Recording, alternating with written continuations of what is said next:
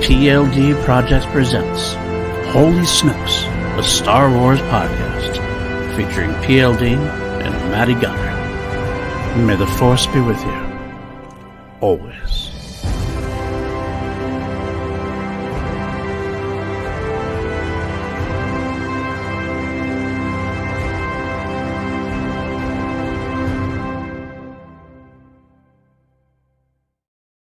What's up, everybody? Welcome back to PLD Project. Welcome back to Holy Snokes. I am PLD. This is the way, and this is my trusty sidekick, as ever, Matty, my friend. How are you? I'm doing good, man. Real good. We are just over a week away from the biggest nerd party of the year, and it's happening right here in my city of London, England. Right here. Is coming up.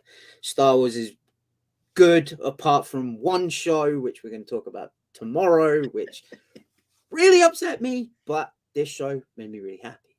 Which, if you are watching this and you haven't seen today's episodes, first off, I don't know why you're watching it, but don't make the mistake that I did of watching Mando first and Bad Batch second, because it completely fucked up my day. I saw a few people say that Bad Batch is definitely a show that is full of emotion and everything else. So I do emotional damage, as the kids like to say. Emotional damage. Absolutely. So I would actually agree. Start with Bad Batch and finish with Mandalorian. You might have a better outlook on the rest of your day. Yes, the party is happening, and it's right here on my couch as well. That's where this goes. I wish I was in London. Do you know where it's happening for me? Where is it happening for the you? Convention floor, because I didn't get in this shit. We should discuss that real quick. I feel awful. I mean, obviously the conventions have this. They have this lottery system for the big panels at this point, and I get there's pros and cons of both. I mean, I get the fact like you should be able to just line up and get what you want, get what you can. Same time, like that ends up causing like lines for over 24 hours. And I know as an older guy, it's harder to do that kind of thing. So it's kind of unfair to some people as well. I don't know what the answer is. I think there's got to be some kind of better answer. I think we kind of mentioned maybe some kind of ticketing system or some kind. But go ahead. What's your answer? Yeah, that was my answer. Ticket it. Like if you have a ticket, you're entered into like a Ticketmaster style screen, right, where it has the layout of the theaters, right, and you get to pick your seat per availability. You can have a section for 4-day pass. That could be like right down the front, right? Or like the VIPs right down the front. People who have 4-day passes, right? Like a little further back, and the people who just have the passes for that day, like the God seats in further down. Yeah, that could be a good way to do it. Actually, honestly, really could be, because it kind of sat poorly with me when you talked to me about it. You said, here I am. I'm spending Celebration Day, Celebration. I'm pretty much money to go to Celebration for all 4 days, or whatever, and I got shit out of every panel. It's like, I mean, I'm okay with it. I mean, I was a little bummed, because it's just like one would have been nice. And yeah, some people who got like 4 or 5. It's like kind of like it's got to be some kind of balance. And like I'm not saying anything badly about those people. They got lucky. It is what it is. Yeah, they're very lucky. Shout out to them. Like, good on them. Yeah, but absolutely. Like, I feel worse for the people that are traveling from overseas. Like my friend Sean Room, he's coming from overseas, and like he also didn't get one. Like he didn't get any of the panels. So which my response is like, I'm just down the road. Like, I'm good. Like I get to sleep in my own bed. I get to eat my own food. I get to essentially have all my comforts at home. Right. I'm not losing out as much as people that come from overseas. Yeah, that is part of it for me as well. I mean, it is very different for you, who's like 10 minutes away from the. Yeah, I'm not far. Like the place I work at is literally a stone's throw away. Right, someone coming over like across the way has a big expense to get no panels. I mean, I would be pretty bummed out. Not gonna lie. But you did end up securing a Bad Batch. I did get a Bad Batch, which panel after. We'll talk about that tomorrow. No spoilers yet. Filoni, I'm coming for you. I'm coming for you. It's not Filoni though. Filoni's only executive producer. He has the final say. I'm coming for him. We'll say. All right. But we do have. We're going to have a deep discussion on today's Mandalorian episode. Before we do that, though, how are you? Oh well, thanks for asking. I'm doing perfectly fine. I had some emotional damage last night. I actually ended up taking off the last half of work. A lot of times I go to work and I work overnights and I have a lunch break at a time where I can squeeze in the episode of whatever it is. But I figured with 3 episodes to watch, basically, it's big episodes. I was like, you know what? Screw it. I have a little extra time. I'm going to take a half a day off. And I went home, got home, sat down, and spread out, and just was able to, I'm glad because I was able to process everything without having to go back to work right after. Bad Batch finale ended up costing you loss of earnings. And there should be a class action lawsuit against Dave Filoni for the emotional damage and loss of earnings. There you go. Maintained. There you go. I'm okay. I'll sign up on that. See the idea with the class action lawsuit too, signing back. Maybe I do. I like how you brought it back to the chat too. I like that. I think what I'll do if I get a winnings, I'll take my winnings in a walk-on role in Mandalorian or a voice role in Bad Batch season 3, or ticket to Celebration 2025. There you go. There you go. I like what you're thinking, and all the panels. And all the panels. That's what they'll do. They'll be like, "Yeah, sure. We'll pay you your damages. You can have a ticket to Celebration. You ain't getting shit when you get in there." I want one of those stage seats. Instead of the end of the stage. You want to host one of the panels? I could do that. I would gladly do that. Any of the panels. I'll take anything at this point. Drunk C-3PO and R2 panel or something. I don't know. But anyway, we do have a great episode of Mandalorian to talk about. Dive deep to that. Of course, I also want to talk about some of the news that dropped between our last episode and this episode. We're going to break it up because we are doing our 2 episodes this week. Scheduling permitted us to do 1 episode today for Mandalorian and 1 episode tomorrow for the Bad Batch season finale. You'll be missed a big timer after this episode, huh? I wouldn't go that far. The question's got to scrape the bottom of the barrel at that point. Depending on when this is airing, depending on help the me, other PLD, one airs. You're my only hope. Pretty much at this point. Yes, I was on Sith Council with Steph. Either I was seen or I will be seen on Sith Council today, depending on how the recording situation happens. I'm recording this before I record it, though, so that's for sure. But yeah, let's start getting into it. Let's get into it. A lot to discuss today, of course. Let's start with our news bits that we have in play. We talked about, obviously, Damon Lindelof leaving last week. That was our big news from last week. Right after we went off air, not too long after we went off air, we did get a little bit more. And I know it's something that has made you very excited. So I'm going to let you basically tackle this after I'm going to announce it, drop it, and walk away. According to Variety, the Sharmeen Obaid-Chinoy production, Sharmeen Obaid-Chinoy is still the director, according to all the sources we have. Damon Lindelof and his partner left after dropping a draft off of Lucasfilm in mid-February. Lucasfilm reportedly had another writer in place already, so obviously they knew something was going on. Either Damon was difficult, or Damon didn't kind of let on that he wasn't feeling very much. He wasn't into it as much, or he felt like he was in over his head potentially. We don't know exactly the reasons. Whatever went down, it went down. Damon steps out, and steps in Stephen Knight, who is the creator and chief writer of the BBC sensation and one of Matty's favorite shows of all time, it feels like, Peaky Blinders. He has also written, of course, Dirty Pretty Things, Easter Promises, Pawn Sacrifice, Spencer. He did also write an outline for a new Superman movie, but unfortunately it was ultimately passed on for James Gunn's take. But interestingly enough, this looks like what the 2025 movie is going to be now. Maybe we still don't know. We're still a lot up in the air. But okay, I've teased it enough. Talk to me, my friend, about Peaky Blinders, about Stephen Knight, and what you think. By order of the Peaky fucking Blind. I love this show. This is one of my favorite shows, ever. And I feel like I manifested this because, quick plug, my song "The Axe Forgets." I have a line in there in the pre-chorus in the Bleak Midwinter, which is a line I pulled from Peaky Blinders, which basically says that you're manifesting that something bad is about to happen. It was a song written, titled after a Star Wars song, with a line from Peaky Blinders, and now Stephen Knight, who wrote Peaky Blinders, is writing this movie.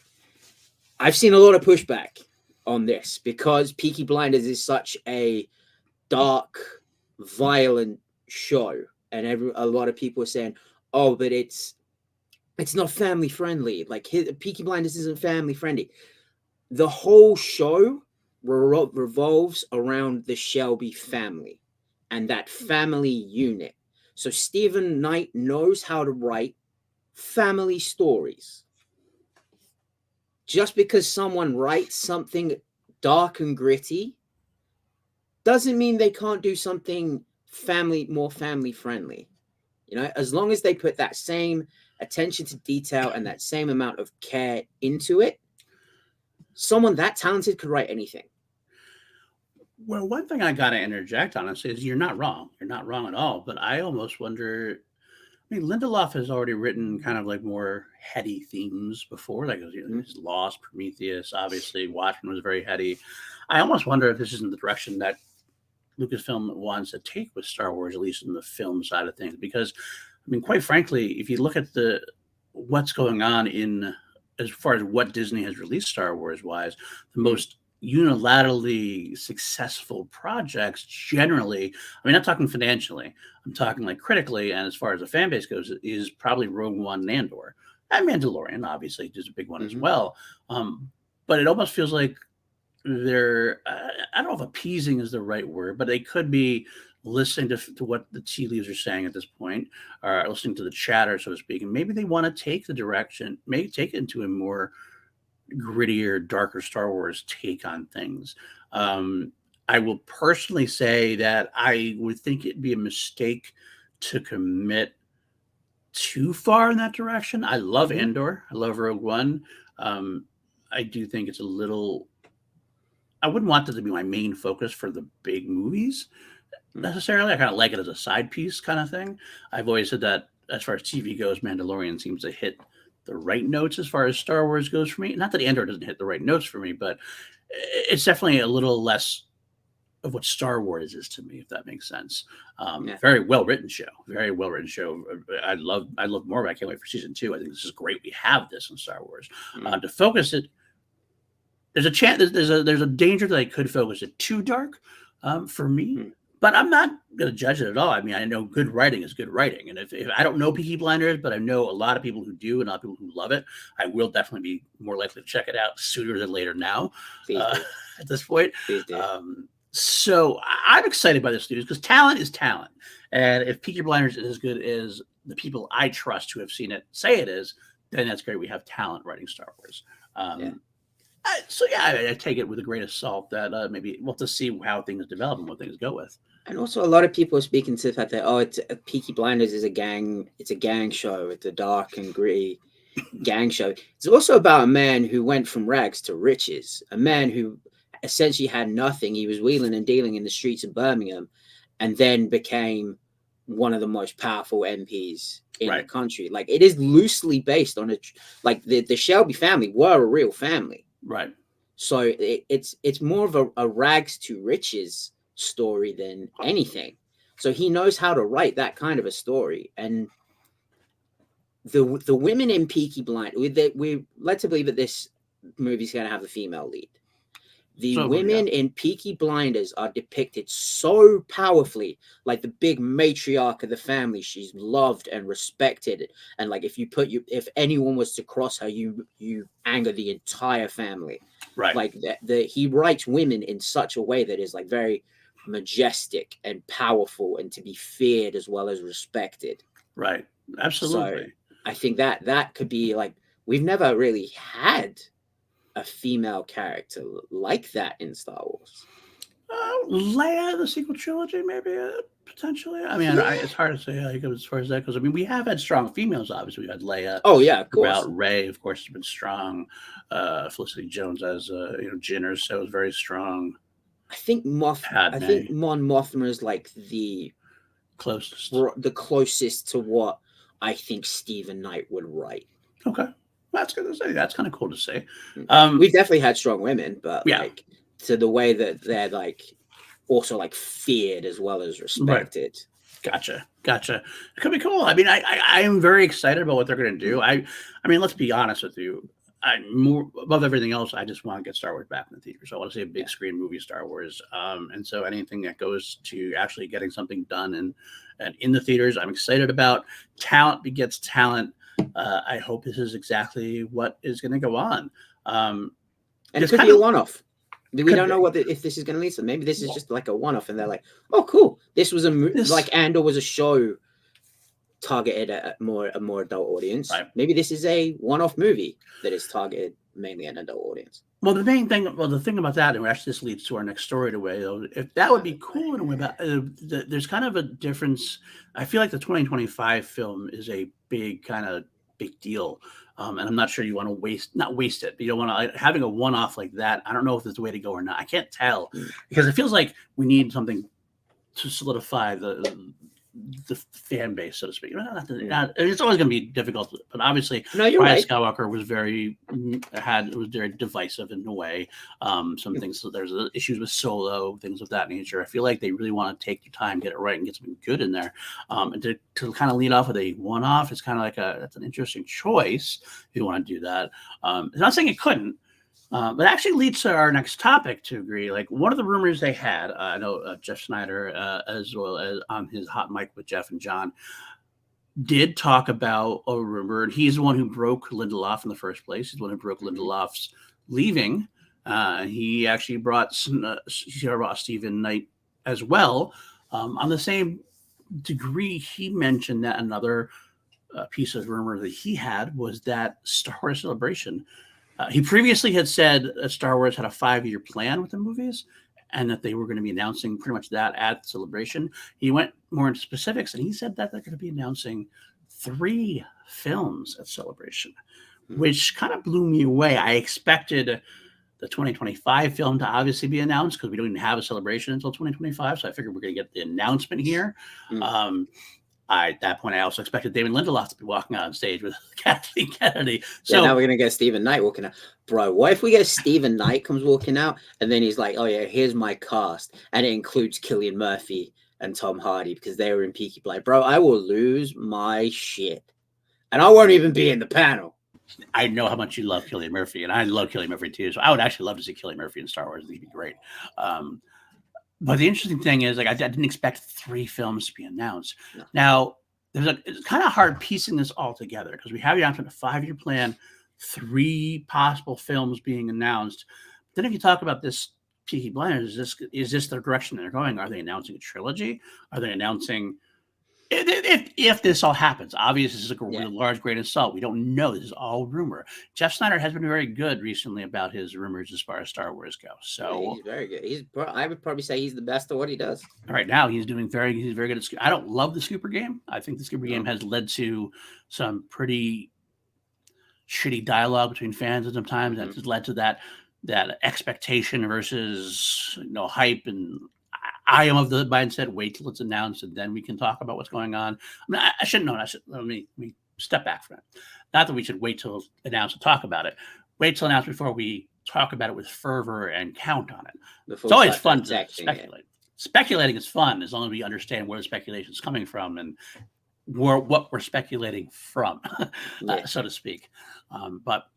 So if they are going to announce 3, what's the plan for that 3? Is it just a bunch of one-offs? Is it a trilogy? I mean, because quite frankly, we don't know we have no idea beyond the Stephen Knight and Charmin Obaid-Chinoy movie would be announced. I mean, technically speaking, we don't even know if that would be the one announced, but that seems the furthest one along. That's why we're getting leaks about it a little bit. I feel like that's the one that's almost guaranteed to got to be announced.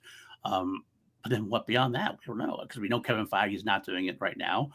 Ryan Johnson is very busy with the Knives Out stuff and all that stuff. Yeah. And we know that Taika Waititi is still in development. That was actually mentioned recently in the leaks. And of course, again, how the leaks, how the reports work. it went from Taika Waititi is going to be appearing in his own Star Wars movie. It's all of a sudden now some of the trades and rumors and fans are saying, oh, he's going to star in the new his own Star Wars movie. I never said that. It said appeared. And Taika Waititi appears in every one of his films. So it could be a very smaller role. It doesn't mean he's necessarily leading the film. We know that we got Sean Levy, who has mentioned him doing stuff at some point. We don't know. But it does seem to me that a Stephen Knight film, a Taika Waititi film, and a Sean Levy film don't feel like they'd be a connected kind of Hell saga. No. Right. No way. So if those are 3 announced, we're not going to get it. But is there stuff going on that we just haven't heard a peep about? Stuff like that does happen. It comes sometimes where the get drops and not a word was heard. I saw someone, I can't remember, like, forgive me for, like, if you're watching this and this was you decided, someone on Twitter said that perhaps they could turn the Lando series into a movie. I did see that tweet as well. I kind of glanced through it as I was scrolling by. I think it was Star Wars Underworld. I think so. I think put out. But yeah, those 3. It's a case of one of these things is not like the other. Like I could see Taika and Sean Levy doing something like those 2 mixing, but then with Stephen Knight, I'm like, huh. But at the same time, it's also like, do we need a trilogy? I don't know. I don't think we need one. But if the idea being, if again, according to previous rumors, they have a 5-year plan in place, that makes me think it's somehow interconnected. Not necessarily a trilogy of movies, but more like an MCU connected.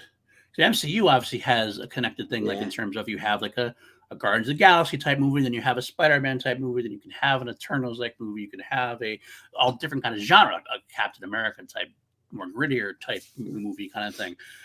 You can have those different things, and they're still technically connected in some kind of overall plan for the universe, so to speak.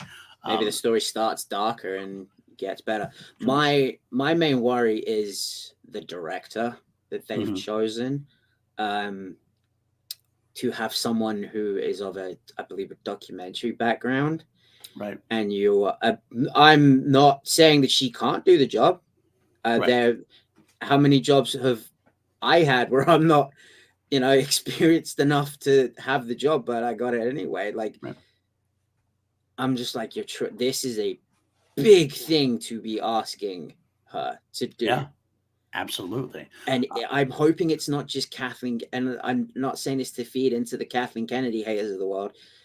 I'm hoping, beyond hope, that it is not Kathleen Kennedy biting into this is a filmmaker of the week kind of thing, because she's an award-winning documentary filmmaker. She'd be like, oh, get her. She won an award, get her. Like, I'm sure that's not the case. I'm sure she is very talented. And she will, if she, again, it goes to the talent is talent. And if she commits the same level of talent to this, I'm sure she'll knock it out the park. She's an award winner, so she must have done something right with what she did. So I see your point, and I understand your point, and actually I do share. Again, I think I have my own issues, and then sometimes we have to, as a Star Wars fan, we have to realize our own personal issues and how we look on things, and that can affect our outlook. Obviously, I do keep coming back to this. Feels like it has to be this is not just another Star Wars movie at this point. Not that any Star Wars movie is just another Star Wars movie, but given everything that went down, if this was like, if Star Wars had kept going once every year, once every 2 years, and this was just another Star Wars film coming out, it kind of felt like you could take these experiments, you could take risks on things that could kind of go, all right, we have we can have Sharmeen Obaid-Chinoy, right, to do this dark drama or whatever, and throw it out there. If it doesn't work, we be correct. But it feels like they need to take a big step forward with this. And it does strike me as a little strange that you're going to put the balls in the court of someone who has never done a fictional feature film. Has done a couple episodes of Ms. Marvel. I enjoyed the Ms. Marvel TV series. I think she did a wonderful job with the episodes that she did. But 2 very contrasting people, though. Her as a director and Stephen Knight as a writer. Those are 2 very contrasting styles. So that might be a good thing overall. Sometimes when you war, you kind of give a little bit of look at one side, a little bit of the other. So again, it could be phenomenal. It could be wonderful. It could be a new direction. It could be something really unique and striking. I can't deny that it is at at best an interesting choice to Yeah. your first film coming back into this universe. Your first step back into the big screens is with someone who's not quite um no, not quite legitimate. It's kind of like She's a newbie in this space, and right, like you're essentially giving the keys to the kingdom to the person right, who essentially like has just shown up. right. And that leads me to one. That is the one thing that makes me go, is that the 2025 movie being announced? Or is that just another movie that we've heard a lot about? Maybe that's the 2027 one and there's something else Yeah, coming down the pipe for 2025.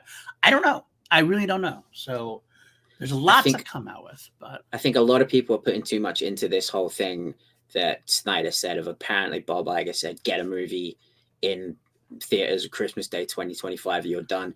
Like that's Kathleen Kennedy you're talking about. Like regardless of, I get Bobby Iger is like above like all else. Her credentials and her resume speaks for itself. He's not just going to say, get this done by the time that I want it out or you're done. Like to Kathleen Kennedy? No, I don't disagree, but I wonder if it's, I think a softer version of that is possible. Yeah. I think a softer version of it is, look, you've been spinning your wheels for a while. You've had some stops, you've had some starts. Let's really buckle down, fellas. I want a Star Wars movie in by 2025. I mean, it'd be interesting because Bob has taken ownership of the mistakes that happened with Solo as far as pushing that release, making sure that happened, and everything else. It'd be interesting to have him come back into the Disney fold and then say, nope, we still got to get a film by 2025 after admitting it was a mistake to push it before. But at the same time, 2019 is a long time ago in the movie world. When you have an IP as such as Star Wars, to not have a movie in place in that long is something of an interesting place for Disney to have. You have this IP and you're not using it. It's like having a Corvette and it's just sitting in the garage or whatever, having whatever. Something like, I don't know. I don't know. I have the feeling the truth lies somewhere in the middle. I bet you Bob Iger has kind of said, all right, guys, you spun your wheels a little bit. Let's get something done. Let's make sure we get something done by the 2025. I don't know about the threatening her job about it. I don't know about that. That doesn't sound you ain't right. gonna threaten Kathleen Kennedy's job. I feel that's weird. I feel that's a stupid. I can't see that happening. Do I feel like Kathleen Kennedy might be stepping down on her own accord at some point? Yeah. It's been a while. I mean, she's done her time for a long time. I mean, perhaps. The other interesting bit about the Snyder thing that I did want to touch base on, which is all related, is that in addition to this supposed we need to get plans in place, Disney telling Lucasfilm that the company has to do Star Wars only for the near future, which would coincide with Willow not coming back right now.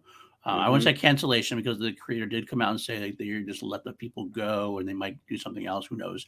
But also there was the rumor that the Indiana Jones series is not moving forward. They had planned possibly do an Indiana Jones series for Disney Plus, and that was not moving forward.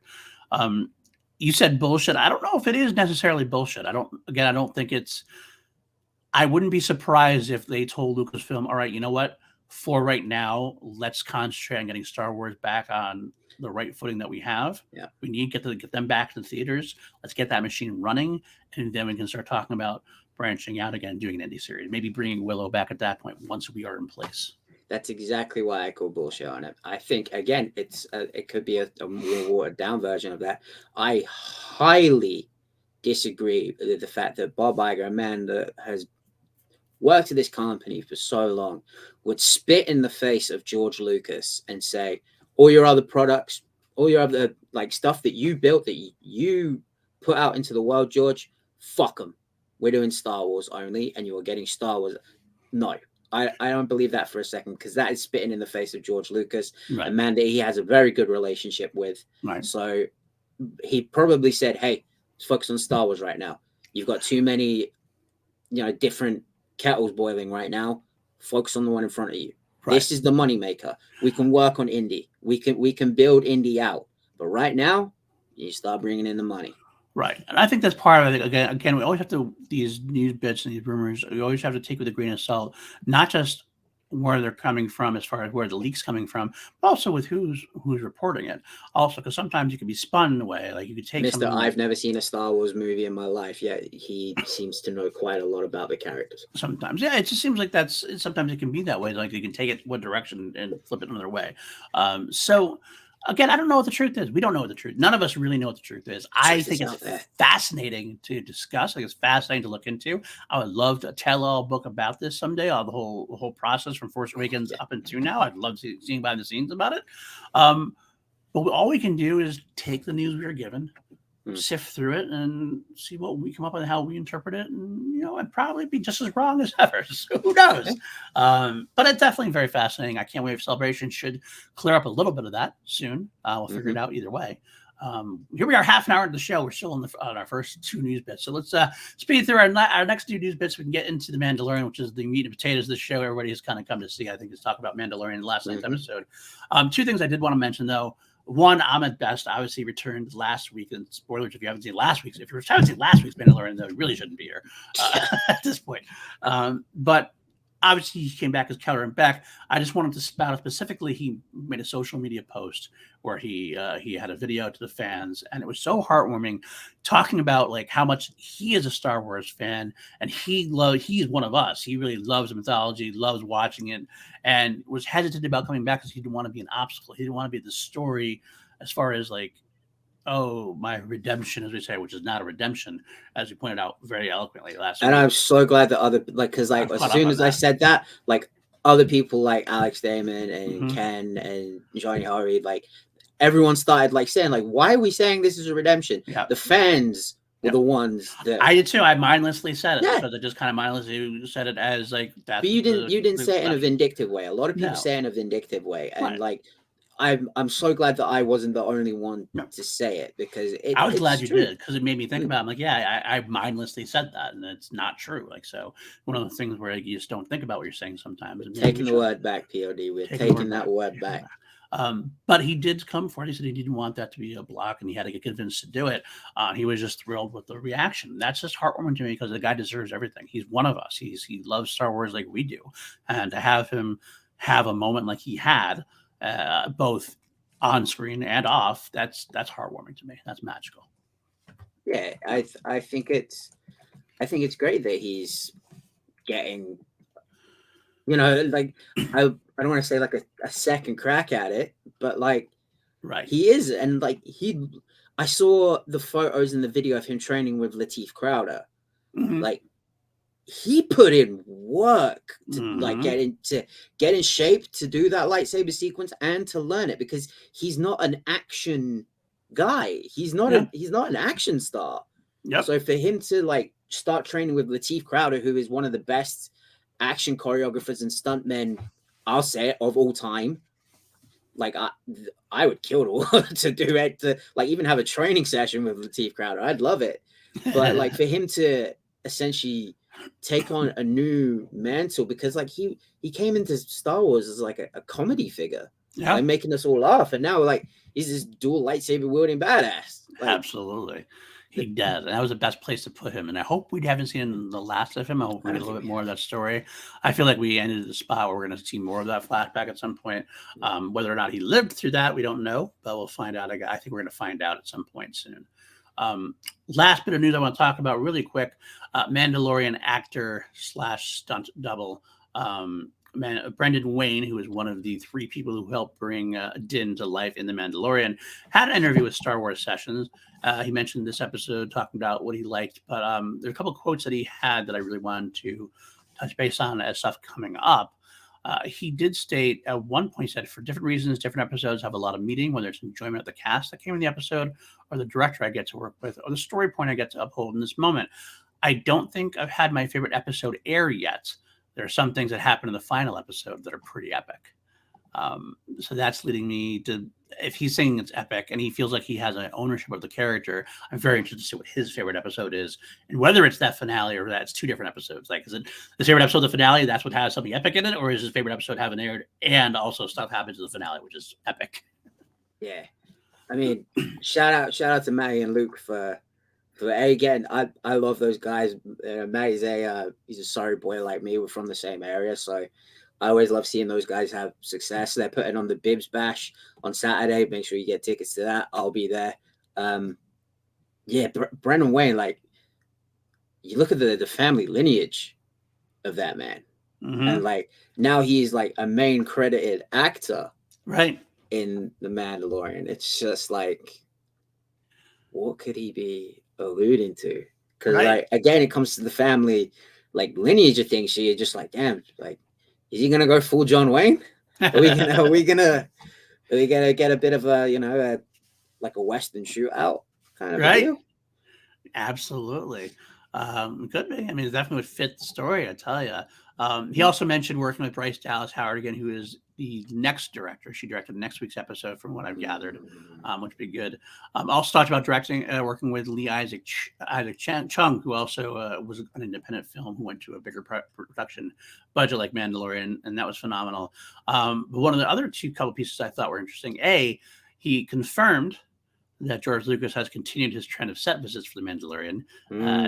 George Lucas was on the set for Mandalorian season 3, and they actually showed a picture of it at Star Wars News Network. Like, this is where I get all my news sources from, and said, "I think that is like, I know he doesn't own it anymore, but like, you're filming, like, imagine just being like a random like second unit like stunt guy, right? And you're filming a sequence, and then suddenly George Lucas walks onto the set. I would be shitting myself. Absolutely. He does say, I think his influence happens well before he gets a set most of the time, every once in a while. But I think he's very comfortable with Dave and now John, I'm sure, because I mean, how could you not be at this point? But yeah, he's come in season 1, season 2, and season 3, which is cool. He did go further on into the future, saying he knows the arc of season 4, which obviously Jon Favreau has written, as he's mentioned before. He says, if I can go back, I'd 100% look forward to it. In general, I've heard the arc of it. I know John's done writing for it. It's beautiful. He also goes on to say, Ahsoka, I know what Dave's vision looks like, and we know that he loves the samurai. End result, it's going to be beautiful. I really don't want to get everyone's hopes up, and they don't feel the same way I do, but it's like Crouching Tiger, Hidden Dragon, the way that it hit me. Stop. Majesty. Stop. Tapestry. Stop. The beautiful kind of. There's always this kind of billowing feel of moment, the samurai feel. I really do feel like the presence of Rosario as Ahsoka and the presence of her, the way she took to this role, and the way she's attacked her physically, and the way her stunt doubles and everybody involved. Ahsoka is going to have a flow and beauty that I cannot wait to see. That might be my new favorite show. Just compared it to Crouching Tiger. Again, don't get too hyped up. Gotta avoid hype. But as long as they bring Zhang Ji in for a role, I would love for Zhang. Like, I've always campaigned for Zhang Ji to play the live action Asajj Ventress. I think that she would be absolutely perfect. Get Chow Yun-Fat in a role. It would be good. It would be pretty fucking sweet. I mean, we know that Dave Filoni's a big samurai guy anyway, so it makes a lot of sense. There's nothing. Big Kurosawa guy. So. That's why I did like him. Yeah. Fuck you, Dave. Finally, last thing here, he said that he had some words about Boba Fett, which some might interpret as a tease for his return in Mandalorian season 3. He said Boba Fett is the best kind of friend you can ever have, and know you can count on the guy when you need him, and sometimes you don't even know you need him, and he comes. So does that mean he is showing up in season 3, or who knows? I'm gonna get to that. We're gonna get into that definitely, for sure. Yeah, but that's a great interview. I didn't get a chance to listen to the whole podcast yet. I was reading the kind of clips that Star Wars News Net brought forth. I do want to go back and listen to the whole podcast because it sounds fascinating. Shout out Star Wars Sessions. They're great. I love those guys. So, all right, let's move on then. Let's talk about Mandalorian enough. Let's talk about the actual episode from yesterday, or today, technically speaking, of course. It is chapter 21 of The Pirate. And as always on Holy Snokes here, we delve into these topics via category to break things down in a successional kind of way.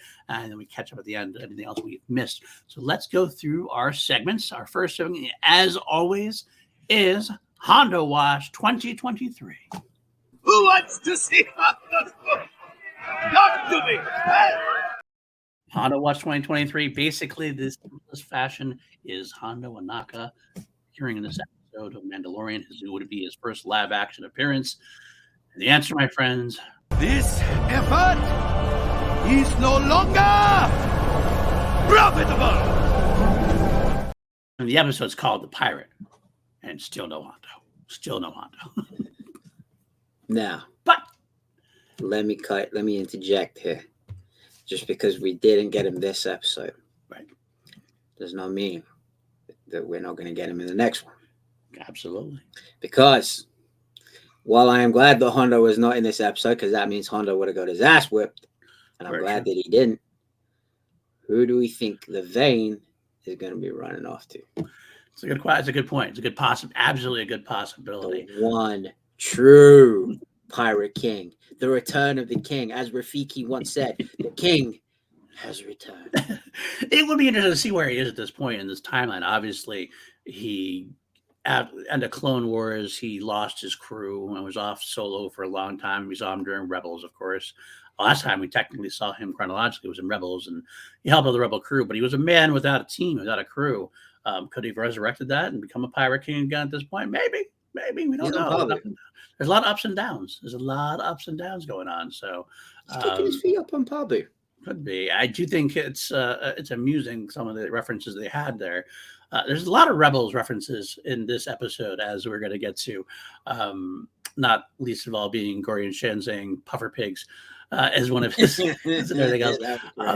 So I wouldn't be surprised if we see Hondo come around at this point, establishing a spot in the galaxy at this point. I don't know, but not yet. I feel like it's coming though. I feel like we're getting closer. We're closer. Getting closer. The fires are kindling. He's coming. I know it. All right, let's get into what we call the bounty. I can bring you in warm, or I can bring you in cold. This is where we do just a quick summing up to make sure we're all on the same page and everything, and we'll do more deep dive with our segments and then come back around. But this is the brief summary of the episode, in case just a reminder if you watched it last night and you're really tired and slept and like, wait, what exactly happened? What happened? Okay, that's what we're doing here. Start off the episode and we see High Magistrate Grief Karga and some engineers discussing designs of, obviously, they're building out Navarro even more. Looks like they're really taking it to the next level, trying to move things up. When his own version of C-3PO, I've gotten to like that droid. I like him a lot.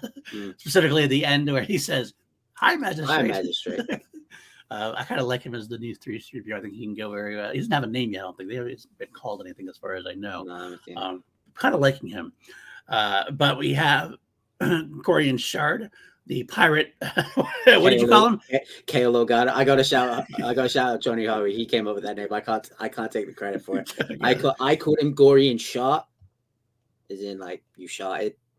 And then I saw Howie call him Kale Organa, and I was like, that is the one.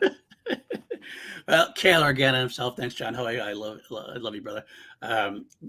He does attack Navarro in retribution of what we saw in the first episode, where Din and High Magistrate Karga shot out some of his crew and left Vane to go back running with his tail between his legs, so to speak. They started bombardment of the settlement, and it's kind of interesting because at this point we know that Navarro is independent. They have resisted kind of urges to join the New Republic. And this is kind of what happens in that case. Lets the New Republic kind of ignore them because they haven't joined the charter yet.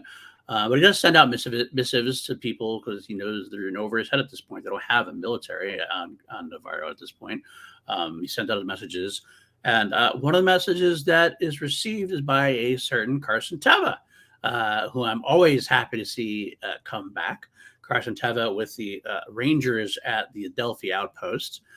We get to see sprinklings of a bunch of different of the pilots. Dave Filoni is Trapper Wolf, Deborah Chow, Rick Remio is. All the pilots are there in the bar. He sees the message from Grief Karga, and of course Teva being already established the kind of guy we want to have in the New Republic. He wants to help people, so he wants to save people. He cut Din a break because he felt like Din was a good guy. He goes by his gut rather than the necessarily the words of law. But of course, the most important part of this particular moment, as far as overall story goes, we get the return of a Rebels character, or the debut of a Rebels character. Not getting Hondo, but we do get Gara Zebarelius. making Yeah, his Zeb. live action debut. And I got to tell you, my jaw hit the floor. Yeah. And I was like, and of course, I'm trying to convince myself it's not true. Like, that's just a different Lasat. That's got to be a different Lasat. It's not Zeb. It's not actually Zeb. I Is saw it? a lot of people saying that, and a lot of people like that can't be him. But Then I then heard the voice. mm, And the voice, like, that's Steve Blum. That's his voice. but the thing is, I even saw people saying like maybe it's do they all sound the same as well? Right. And I I was kind like, of think maybe. But then I saw the credits, so I was like, oh no, yeah, that's Zeb. Which of course, lends question to, because last time we saw Zeb, he and Callus had gone off to the new homeworld of the Lasat that they had found, and it almost felt like a lived happily ever after kind of a moment. So what does that mean necessarily? I don't know, but having him come back in. he pulled him back in, which of course I think some you could throw it out there as a nice Easter egg for fans, but I kind of feeling this is not an Easter egg. This is we are setting up the pieces. And the reason why I'm going to stop the bounty a little bit, just to have a little bit of a mini, I don't know if a rant's the right word, but I kind of feel like there's a lot of people out there. I've heard some misgivings about season 3, and you can not like something that cannot be for you. I always make that clear. If you don't like something, I'm not going to harp on you for it. I'm not one of those people who says you have to like everything Star Wars. It's not. I kind of feel like there's a lot of people who have struggled a little bit with this season. A lot of things they've talked about is the lack of focus, or that doesn't have an absolute storyline going on per se. It's way too slow. It's too scattered. I want to point out my theory here. I feel like what we don't know is the fact that Clone Wars has the prequel trilogy as its kind of base. Galactic Civil War has the original trilogy as its kind of base. The First Order has the sequel trilogy as its kind of base. Post Galactic Civil War, pre Force Awakens, we don't have a film series or anything. This is all new ground. And in that new ground, we have to develop the surrounding galaxy. What's going on with the New Republic? What's going on with the burgeoning First Order? What's going on with the Mandalorians and things? Now, I understand that this is a show called The Mandalorian, and at first we started focusing on Din and Grogu. We had our more focused versions of this. But to me, The Mandalorian is kind of taking a step forward to say, not only is this a show about The Mandalorian, this is a show that's going to be the basis for this time period, which means you got to get into a more anthology type feel, because you have to use these episodes to kind of establish everything else that's going on in the New Republic. And this season has really developed where the New Republic is. It hasn't answered all those questions, but it's kind of one of those things like, are they as bad as the Empire? Are they, how much better than the Empire have they been? They're burgeoning. They're kind of floundering a little bit. They don't know exactly what they're doing. There is some places where they're not doing any better than the Empire. Like this episode alone, as we're going to find out soon, they don't send help to Navarro because Navarro is not a New Republic charter. Just like back in the day where they wouldn't, like the Republic wouldn't help out Mandalore at first because they weren't a Republic charter kind of thing. They're making some of those same mistakes. It sets up that the New Republic was not the win we all thought it might be after the toppling of the Empire. We're setting up potentially, we might get that Rangers of the New Republic series after all. We thought it was announced, and it was kind of like put in the back burner because obviously the Gina Carano of it all, the Cara Dune of it all kind of split it up. Give it a Paul Son Younglee. Give it a him. We have Paul Son Younglee as a Ranger. We see all of a sudden we see Zeb as part of the Rangers there. Also, we have that set up. And all the same time this is going on, we still have a very specific Mandalorian story with Din and the Children of the Watch, and this season with Bo-Katan and where that's going, and we're going to get to there. So I kind of feel like, yes, I understand where this isn't an event season. This isn't like like we've had comparisons, like The Last of Us just came out. That was an event episode, season 1. It was a complete story from beginning to end.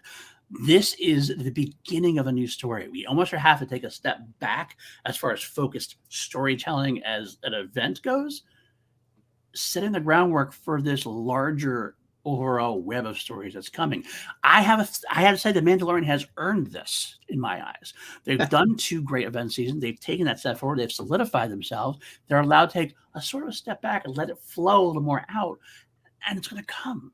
We're gonna get the stuff in Ahsoka. We're gonna get the stuff in Skeleton Crew potentially. Maybe we are gonna get a Rangers series now. The Mandalorian has to serve as the hub, the central spoke to all these other spokes that are going out to build out this galaxy at this time, which we have no official canon version of beyond an occasional. We have Bloodline book, things of that nature, a few things here and there. This is the hub.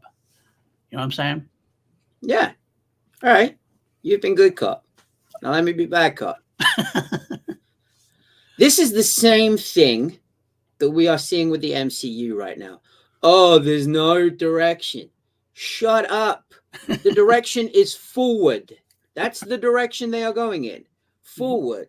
And now to go forward, you need to build it up. They're not going to give you Thrawn straight away. And I keep saying this. We're not going to get Thrawn in. Guess what, guys? We're not going to get Thrawn in episode 1 of Ahsoka. I know we got the Mythosaur in episode 2 of The Mandalorian at season 3. We're not going to get Thrawn because he's the big bad guy. He's the one they got to lead up to. It wasn't Thrawn that escaped from the Lambda shuttle at the end of this episode. Spoiler alert. It was Moff Gideon. Like, right. We've established who the big bad of The Mandalorian is. That he is the villain of The Mandalorian. Is Moff Gideon, not Thrawn. Mm-hmm. Like, forget Thrawn for a minute. He's the big bad. We're gonna get to him. He's over here. Right now, we're still here. Like, we're gonna get there. But we got to take some twists and turns to get there. It's not gonna be like point A to point B. You got to stop off some places along the way. We got Skeleton Crew coming up. We got Ahsoka coming up. Hell knows if the Acolyte plays into it somehow. I have no idea. Probably not, but who knows at this point? I think it's a lot of expectation of, like, we got Endgame. We got Avengers Endgame, and we're still, it's like a heroin addiction. Like, you're chasing the dragon. Yeah, it's gonna you're never gonna get it. You're never gonna, like, I've read so many books of like Nikki Sixx and Steven Tyler, all these rock stars that have always said, like, they had that high the first time, they never got it again. And it's just like, guys, like, you got the high of Endgame and now you're expecting it from everything else. It's like, we're gonna get there, guys. Like, give it time.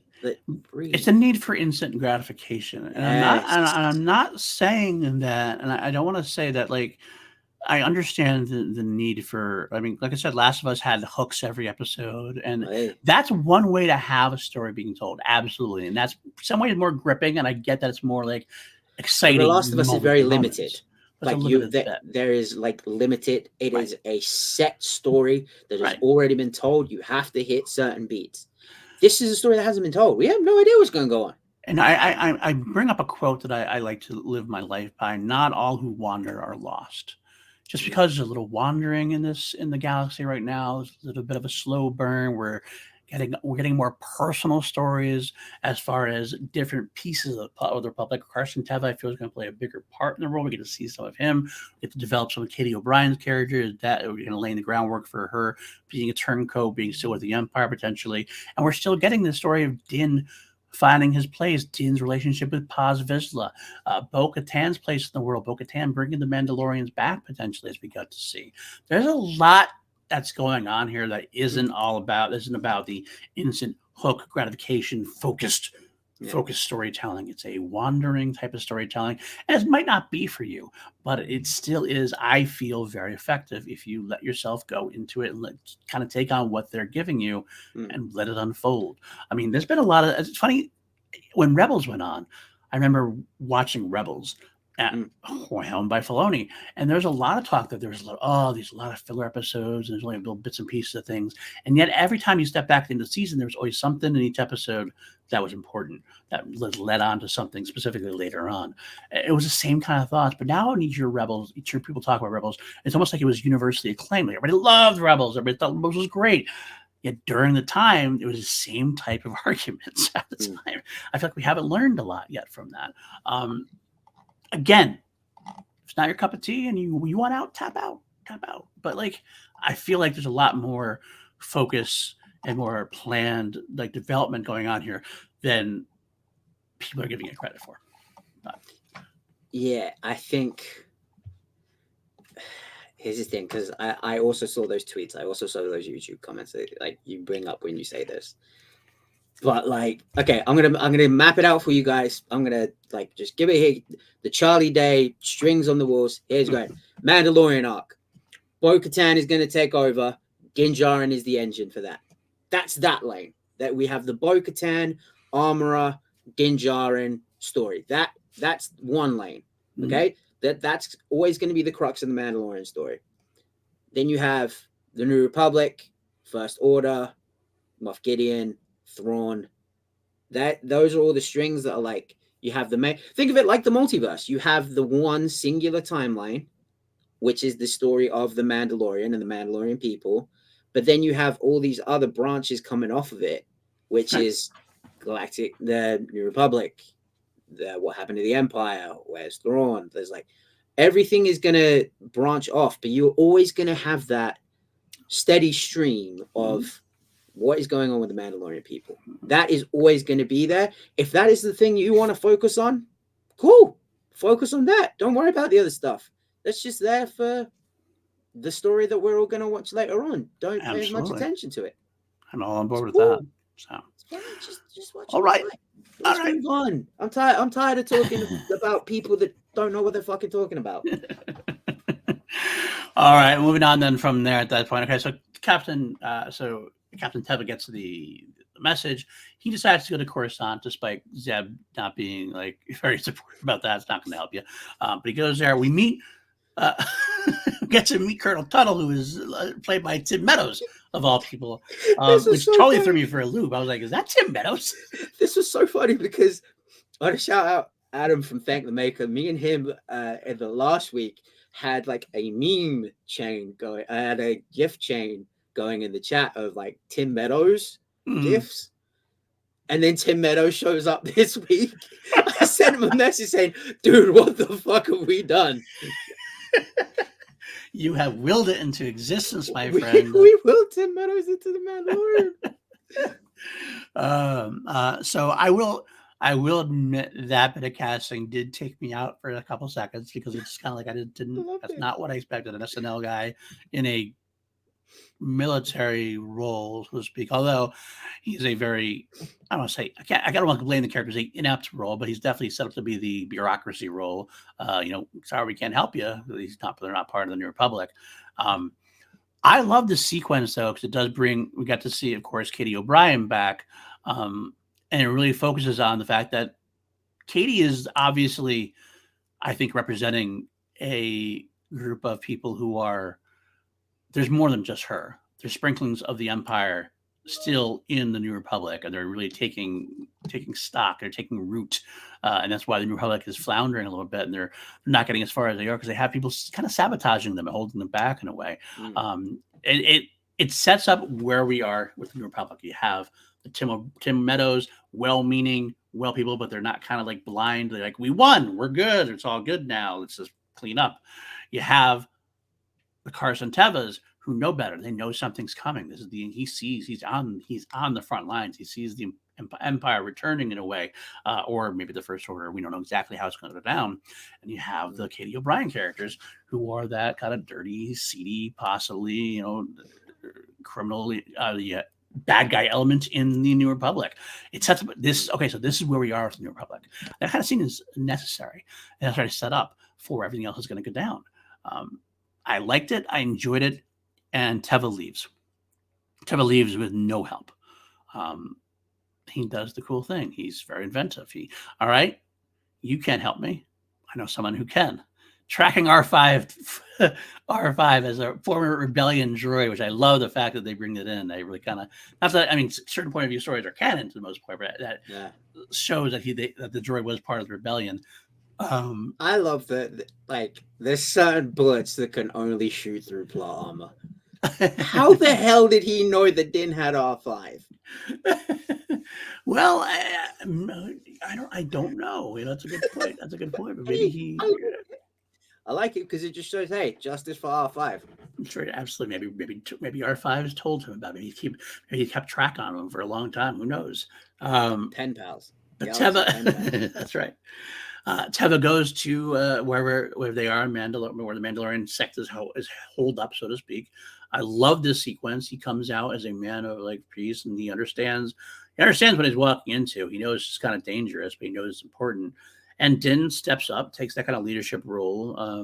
Not leadership, but he takes a leadership role, interacting with Teva, all the while Paz is ready to shoot him and get done with at this point. But he pleads for his friend, for Grief Karga, and Grief Karga is Din's friend, and he knows that. And we know what kind of character Din is. Din isn't going to someone who's going to leave his friends in the lurch. He's going to help out whenever he needs to. He helped out Boba Fett. He helped out Fennec Shand. He knows that Grief Karga helped him. He wants to help out at this point, especially because he's in a better place. He's already bathed. Last time Grief Karga offered him this place to live, offered him his friendship, but he said he had to leave because he had to go do his thing. Well, he's done his thing. He went and bathed in the living waters of Mandalore. He is a Mandalorian again. So he's going to want to go help.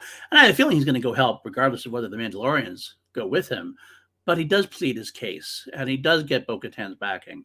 And that leads to this great conversation with the Mandalorians, and some of my favorite, one of my favorite bits of this whole thing, where we decide that the Mandalorians are going to take their step back into the light instead of being hidden in these, skulking about in these caves, these caverns, and this land far away from everything. They're going to step back into the light, led by Din to a degree. I mean, the armor is still the head, but like Din is taking a big step forward, and Bo-Katan taking a big step forward.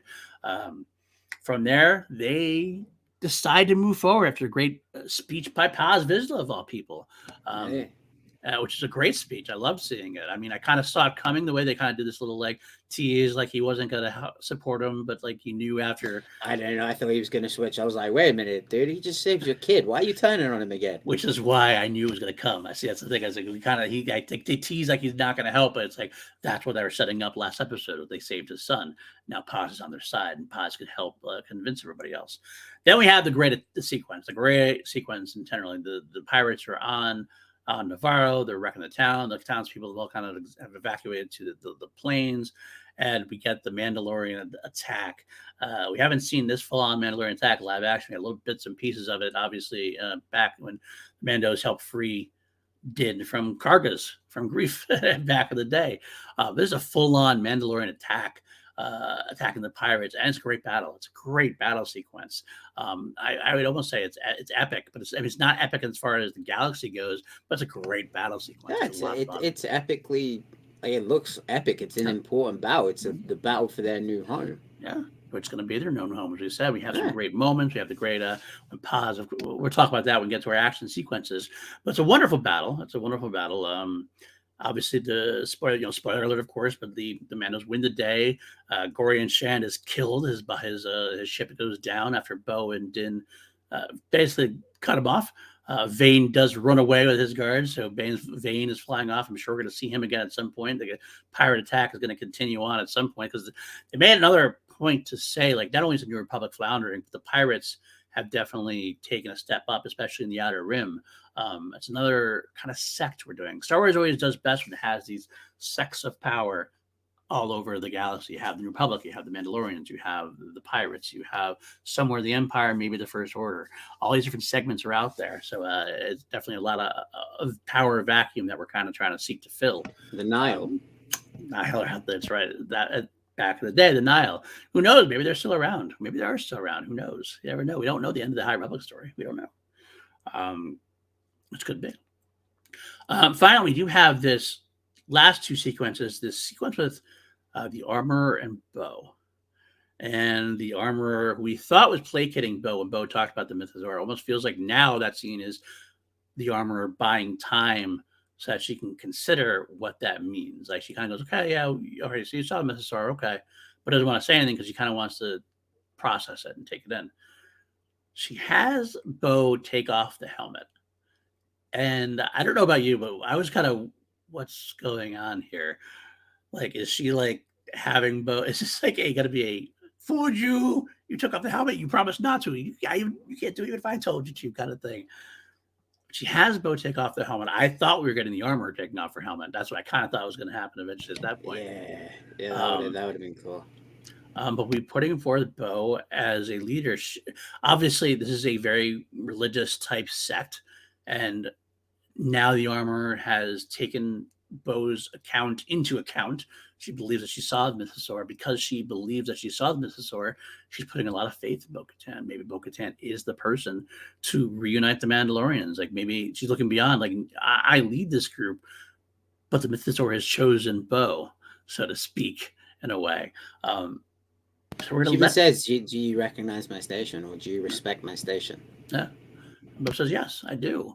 But she takes off the helmet, and now she sends Bo out on this mission to reunite the Mandalorians throughout the galaxy. And I don't know necessarily what that means. I don't know where they all are. I know that some of them were with Bo, and then they left, leaving Bo to be a drunken mess on her home planet, just sitting in that throne, so to speak. So we got her sect going out there, but there are other sects too, supposedly. It's an interesting time, and we only have a couple of episodes left, but Bo-Katan's going to have to go do some digging, because quite frankly, I feel like this is leading towards we'll get to this a little later on, is going, obviously she says it's time to retake Mandalore. So we see where the direction is going for that. It's a very intriguing thing. And just when I thought it was over, I thought that was going to be the end of the episode. We get a little more. Good to see Carson Teva finding that Lambda shuttle. And we get the confirmation that Moff Gideon has escaped. I mean, that wasn't a surprise. We heard about it a couple episodes ago, and we knew that kind of was going to happen. He wasn't going to go to trial because he needed to make his appearances again. But the interesting part of it seemed like Mandalorians helped him escape. So just as Bo is going to find new Mandalorians, we have other Mandalorians who are helping her escape, helping Gideon escape. Is that Gar Saxon? Is that? I mean, I don't know who that is at this point. We have the remnants of the other side of the watch. Fenn Rau, maybe. Fenn Rau. Fenn Rau, absolutely. That's a potential. There's a lot of possibilities there, but it seems like we do have another set of Mandalorians. Is it the main thing I want to know? Is it the sect that was working with Bo before, or did the sect that was working with Bo before go find a new leader, and this is the group that's going to help? This is the one's going to help them get Mandalore back as far as they're concerned, and it is leading towards a battle. But we'll get to that in our section Force Visions later on. Absolutely. Oh well. So, there we go with that. Yeah. I mean, I tried. Gar Saxon actually he died earlier, didn't he? I believe he did. Yeah. Okay, It's been a while since I went back and watched it, but I believe he did. So I spoiler for that. I believe that's So Fenn Rau probably makes a lot more sense potentially. I don't know, or maybe it's some of Gar Saxon's people. Gar Saxon's people potentially. That could be who. Could be what it is. Because he obviously had led some people. Yes, he did. I'm reading it now. Yeah, he did. That's true. I forgot. I'm getting old. It's been a while since I rewatched some of that stuff I'm watching. You're getting old. I got hit in the head. It's fine. We figure things. All jumping through timelines. You never know who's around. But either way, it's a different sect of the Empire of the Mandalorians. So, well, that ends Bounty. Let's move on then to our next subject. Our next moment here in this one we call Mando of the Hour. Let's just say they might recognize my face. This is where we pick our favorite character of the week. Who is our Mando of the Hour? It could be a new character. It could be an old character. It could be a droid, a droid that works for Grief Karga. It could be anybody. But who is your Mando of the Hour? Mine is first-time nominee, first-time winner, Paz Vizsla. Because he was the man that he even said, I had grievances. I had my grievances with this man. I had my disagreements with this man. But he puts it to the side for the betterment of the foundlings, of the children. And I think we should all learn from that. I think that, we should all put our petty differences aside and look to the future for the children and the people that come after. I think that was very big of him. I think that shows great character development. Growth. Especially considering his the descendant of Pre Vizsla, who, of course, was not the greatest of... No, he was not. Great. I say greatest of character, great character, but not great of character. So yeah, I see what you mean there. That's a good point. That's someone I actually considered. I thought about that. He made my short list. I'm going to go with a slightly different one. Like I said, it doesn't have to be Mandalorian. Mando of the Hour means a Mandalorian cast member of the week, so to speak. I'm going to go with Captain Carson Teva. Great choice. I enjoy Carson Teva very much. I think that he is slowly developing into a fan favorite. And I mean quickly developing into a fan favorite, but slowly developing a strong place in the galaxy is what I kind of meant to say. Like he's had kind of smaller appearances so far, but I feel like he's really developing into something to be an important piece of the New Republic, especially if he is leading the Adelphi Rangers of the New Republic, so to speak. I think there's going to be a lot more coming from him. He is the kind of person who Leia is going to be recruiting for the Resistance eventually, that kind of person, Carson and his crew. I think he's going to be one of the most interesting characters of this space moving forward. He's not with the Mandalorians. He believes in the New Republic to a point, but he knows the New Republic is also faulty, so he wants to be that good person, will the New Republic back into place, I should say. And the fact that he tries to do the right thing, always tries to do the right thing, and when he can't do the right thing and he can't get what he wants, he thinks outside the box and still figures out ways to make things work. That's the kind of smarts we need.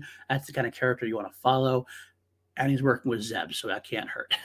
Who he reminds me of? The way he walked into that office, wearing the pilot's outfit, he's Maverick. He is a little bit of Maverick. You're not wrong there. He's a little bit of Maverick. That makes Tim Meadows Ed Harris, but I don't know if I want that. But that's great.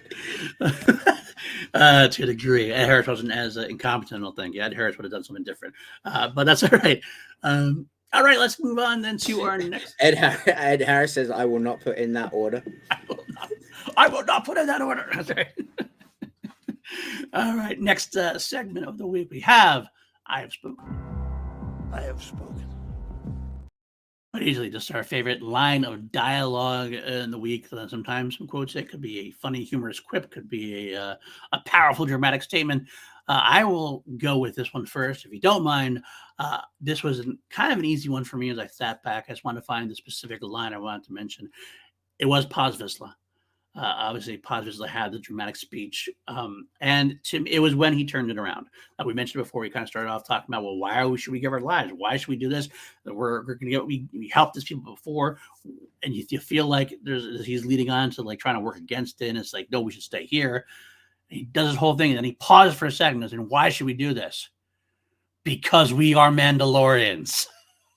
And he comes forward, and it was like this big fist pump moment. You're like, yeah, because we're Mandalorians, we're going to go strike these people down. We're going to risk our lives because that's what we do. Do you know what that reminded me of? What was that? 300 Spartans. What is your profession? Yeah, that's the vibe I got from that, and that was sick. Yeah, it was a very powerful moment, well delivered, big moment. I love seeing it. You can see how it turned everybody around. Even surprised Din and Bo a little bit. I think they're like, oh, cool, okay. But it was a great moment. If you had fist bump moment for me, a great moment of dialogue. How about you, Matty? Mine is the line from Carson Teva. He says, "There's something dangerous happening out there. All these events, it's not a coincidence. And by the time it becomes big enough for you to act, it'll be too late." And I want to believe that Jon Favreau is secretly British, because there is a lot of parallels to what is going on in the country over here right now with this illegal migrant bill. And Tim Meadows' character starts talking about the backlog that they've got to go through to help people. That has been big in the news, the big backlog of migrant requests and them not being a member state. A little bit of a Brexit thing there, buddy. The EU saying they're not going to help us because we're not a member of the EU anymore. I'm starting to think maybe Jon Favreau might be British. Or at least he's a British in his heart, potentially. Absolutely. No, it was great. I think that's leading up to a lot of what we're talking about. Obviously, this is leading towards the development of the First Order to a degree, in some way, shape, or form. A long burn that's going to be. But yeah, I agree too. It's kind of funny. You like Paz Vizsla and had a Carson Teva quote. I like Carson Teva and had a Paz Vizsla quote. Shows how they. We got both covered though. This is all good. Absolutely. All right, move on to our next segment there. We're going to call this one, of course, Put That in Your Holocron and Snoke It. Do you ever hear the tragedy of Darth plaguest the wise. This is where we take something from the episode and we extrapolate it and see what do we want. We want to see something further about that. Or we only maybe get a tip of something. We want to go dive beneath the surface and see more what's coming from that. This week for me was pretty simple. After we see Carson Teva with Zeb in the bar, I want to see the Rangers of the New Republic series now with Devin Char. I want that to happen. I want to know if Callus is there with them. I want to see what Zeb is doing, what Zeb's been doing this entire time. I'm sure we're going to get that. I'm sure he's going to appear in Ahsoka. I'm sure there's going to be a big Rebels reunion at some point. And I guess Teva's going to be involved too as well, I feel, at this point. But let's get that story. Who are these Rangers? They're definitely a little bit of outlaws in a way. Not quite outlaws is the wrong word, but a little bit of it. What's the word? Mavericks. Not quite in the realm of the New Republic. I do like that. I want to see more. I feel there's a lot of interesting stories to tell.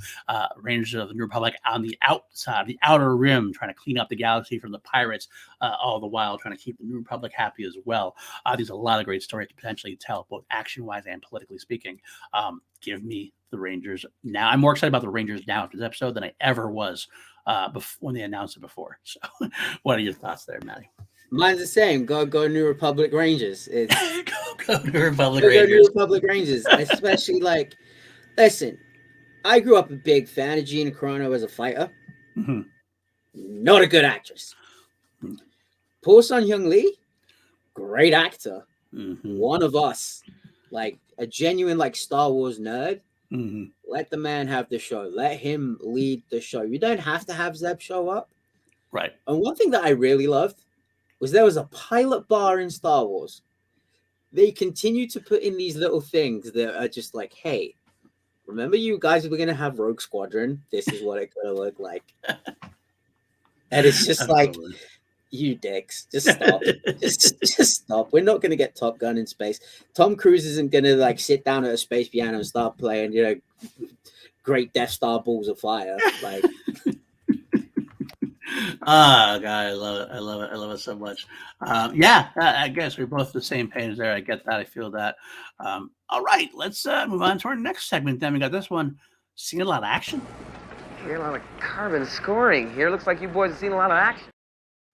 This is where we talk about our favorite action beats of the week, or our favorite action moments, so to speak. Matty, why don't you be your favorite action moment of the week? You know who hasn't seen a lot of action? The New Republic, because once again, like the Republic, like the Empire, they do not give a crap.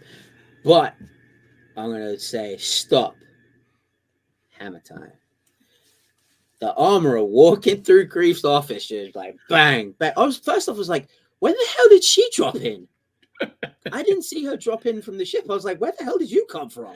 We only saw the first wave. The second wave must have come at some other point. Absolutely. Yeah, but I was just well, how did you get in there? They had it all barricaded at the front. Maybe she just went in from behind, but right.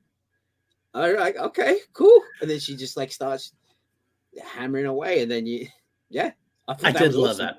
I love that moment as well. It's kind of funny because the armor has been such a different beast as far as the Mandalorians go. She doesn't see nearly the same kind of action. Obviously, she's always at the forge doing stuff.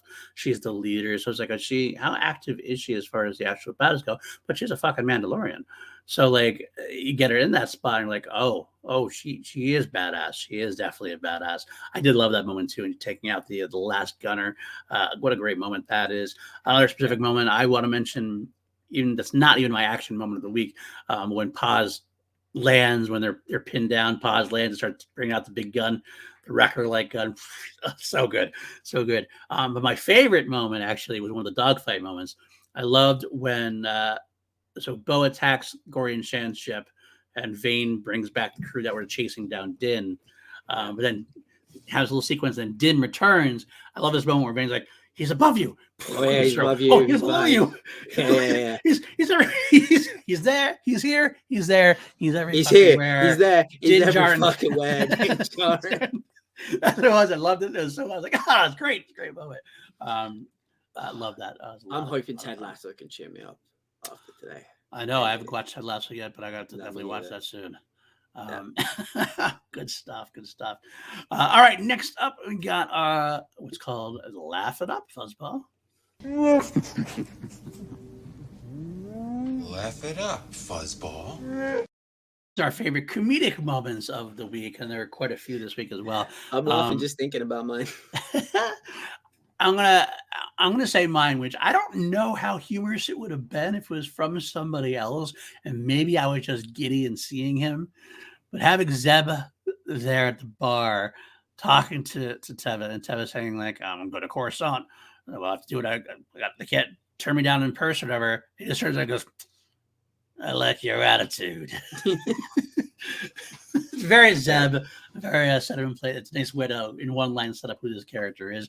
But it made me chuckle. Again, I don't know if it was just because I was giddy about seeing him. Potentially, that could be what it is. But I love that moment specifically. How about you? What was your favorite comedic moment of the week?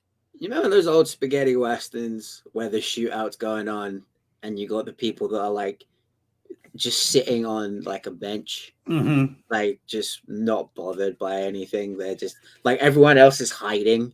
But you have like the two old guys that are like sitting on a bench just watching it happen. Those were the Anzellans during their shootout. They were just like sitting there at their door, just watching these guys on. And I thought that was hilarious. They were just like, just like cheer. Like anytime something cool happened, they just cheered. It didn't matter if it was the pirates that did it or the Mandalorians. If something went boom, they would start cheering. I was like, holy crap, that would have been me. Totally get that. I love the Anzellans. Like, the pirates can do the Anzellans? They ain't gonna get in that door. No, absolutely not. They can live there and be just happy the picking shit, so to speak. But yeah, Puffer pigs and shit. Puffer pigs and shit. There you go. Same with the Quacky and Monkey leaders. I like them pointing out the pirates are. It was a fun moment as well. What a great battle! What a great sequence. All right, let's move on then to our category we call parsecs. It's a ship that made the Kessel run in less than 12 parsecs. This is simply our rating of the episode. We always go from 1 to 11 here on PLD Projects. We rate these these shows, in this case, these episodes, out of 11 parsecs because it's less than 12. Where do you rate this episode? I'm gonna give this a solid 9.5. I give it a 9. I give it a 9. We're on a similar page. A lot of good stuff happening. Yeah, we got all the recipes for success. We got a cool cameo. We got some sweet Mandalorian action. We got some Anzellans, which that's always a plus for me. We got Grief Cargo with the drip. We had Cos and Teva showing up. High Magistrate Grief Cargo. High Magistrate Grief Cargo with the drip. No drip droids this week though. I was a bit like, where are the drip droids? But yeah, this gave me everything I wanted. Yeah, I agree. 9. No, we didn't really actually mention it during our catch up, or whatever. But like the Mandalorians have the new home now. Grief Cargo obviously seeds the lands of the planes. The Mandalorians, they have a home now. It's going to be interesting to see how they interact with Navarro as a whole. Obviously, they're kind of like a protection point. Navarro basically has their army now to a degree, only because they're protecting their home. But at the same time, we do have Bo-Katan has a new mission, and what's that going to go? I mean, she comes out with her helmet off, with the support of the armor. You can tell there's a little bit of unrest there amongst Paz and then some of the Mandalorian natives, so to speak. And a little bit of Din too. I think Din was like, "What the fuck? You made me go back and bathe in the waters of Mandalorian, and I took my helmet off for 2 seconds. Now you're gonna let her take her helmet off for good? What the hell?" There was I don't know if you caught it. There was, again, it's mask acting, which is a thing that you don't have to learn. It's apparently like a skill that you can just like pick to study when becoming an actor. Right. Like there's the moment where like Din and Paz just like look to each other. Right. Like, what the fuck? Right. Exactly. But yeah, that's going to actually go a little bit into our next segment, our final segment of the episode, as we start wrapping things up. Premonitions. We all have our forest visions about where we see the future going. We take a look at an episode here, and in this segment, we extrapolate forward and see, well, this is going to happen. It could happen next week. Could happen in a Rangers of the New Republic series. Could happen in the formerly Damon Lindelof movie back then. Who knows? What are we going to find out in the future? What's going on? I think we're going to say here that this, obviously, the season ending is coming, and that's where we have our focus definitively on exactly where we thought the season was going to end. This is going to be about the Mandalorian. Holy crap, we're over halfway, aren't we? We are almost done. Holy crap! Yeah, that dude, that's just clicked with me. Whoa, we are almost done. We're halfway through. We are going to end up on Mandalorian and on Mandalore, retaking Mandalore. We have our home. We have our home in Navarro. But it's not going to be enough. That's going to be a base because they're going to retake Mandalore from Moff Gideon. That's my prediction.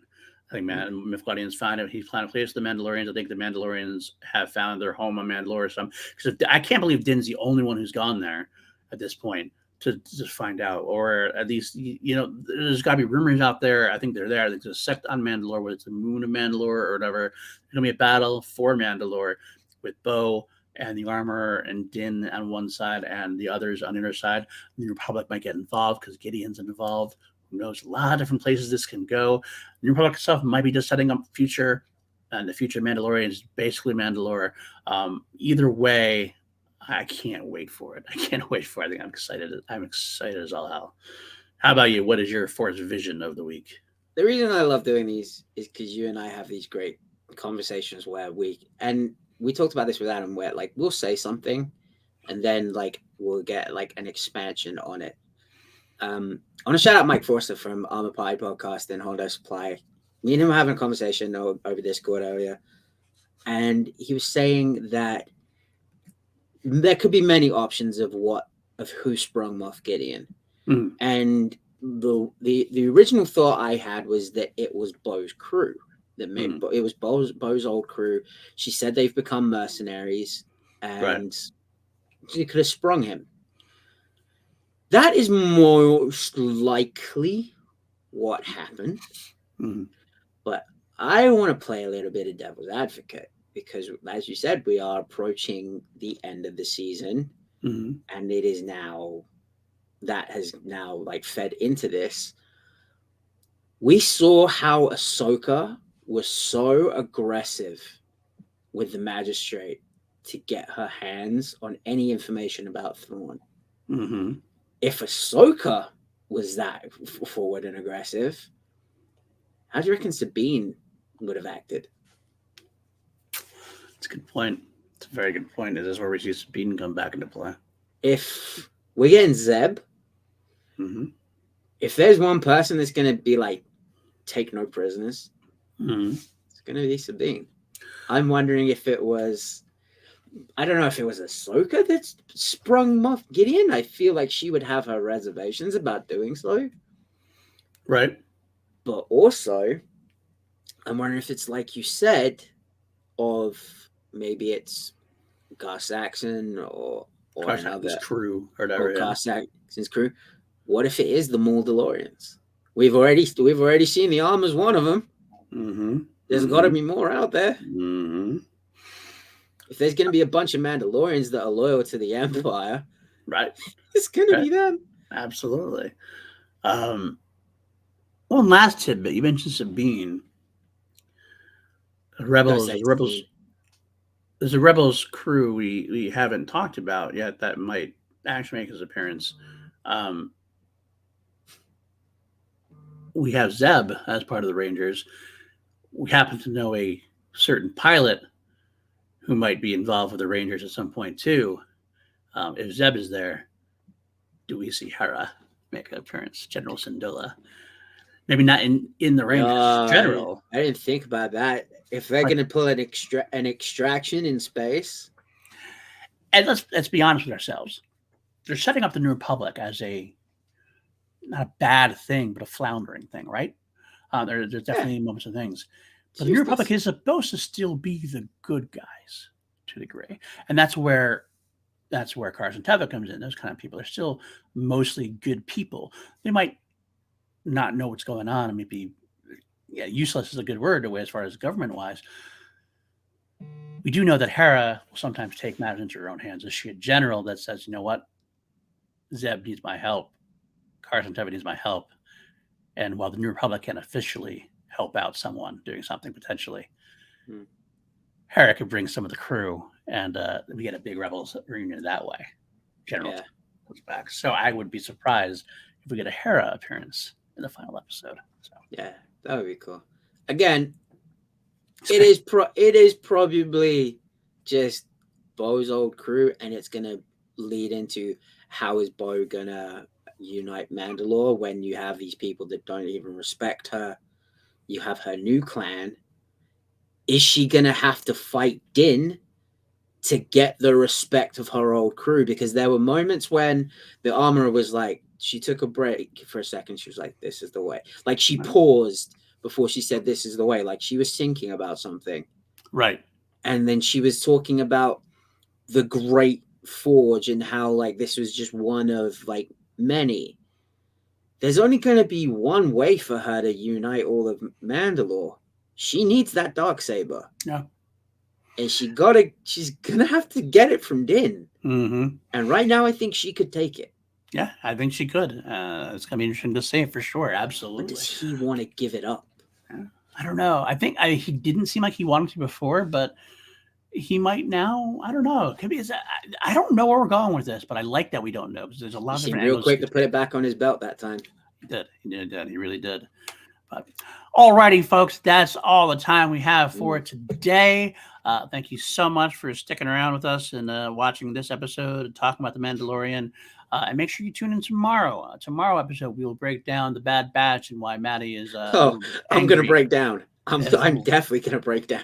A little angry at Dave Filoni. But if this is your first time here, please hit that like, hit that subscribe. If you're listening on audio, leave us a 5-star review. It helps out the channel and get more content like this to you. Hopefully, you appreciate that.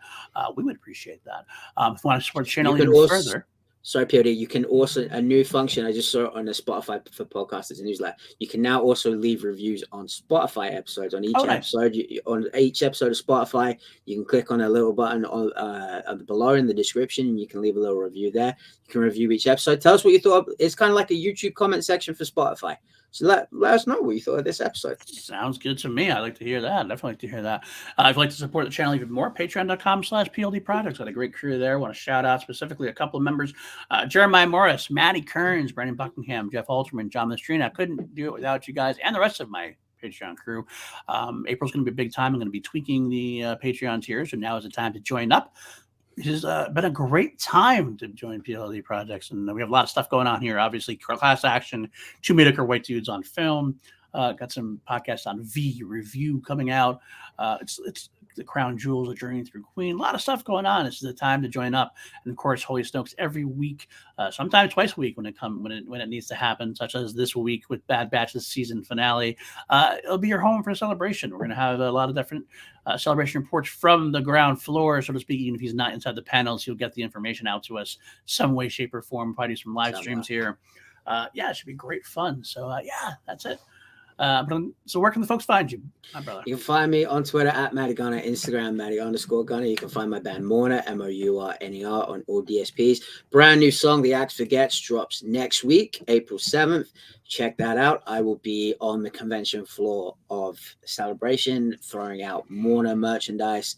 I've ordered some Holy Snoke stickers and badges as well. So if you want some Holy Snoke swag, grab your boy. Just say, hey, I want a sticker. I want a pin. There you go. You can have it. I got stuff for you. I'm your Holy Snokes dealer for the weekend. Find me Very there. nice. Very nice. Myself, at Paul _ News, you on Twitter. I will be on my couch for Celebration, so you can DM me and I'll talk to you there. Of course, at PLD Products as well. And as mentioned earlier, if you didn't check it out on the big thing on Christian Harloff's channel, I am on Sith Council today with Steph Sabra. Obviously, Christian has COVID, so he wasn't able to make it. We had some scheduling issues here and there, but I'm going to step up, and it's going to be myself and Steph. It should be a fun time there as well. But until next time, everybody, we will see you soon. Take care, my friends. May the Force be with you always.